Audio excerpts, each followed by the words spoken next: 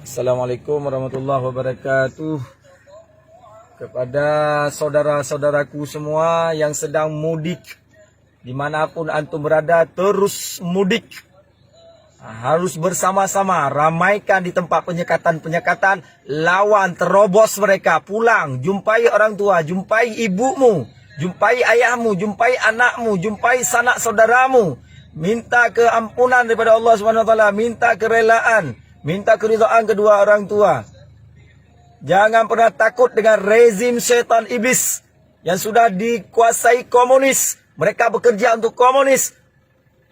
Jaga persatuan, pupuk persatuan, lawan rezim yang zalim ini. Terobos di mana semua tempat-tempat penyekatan, perbatasan-perbatasan. Indonesia milik kita. Merdeka Indonesia dengan kalimat takbir. Allahu Akbar. Allahu Akbar. Kita sudah sangat toleransi.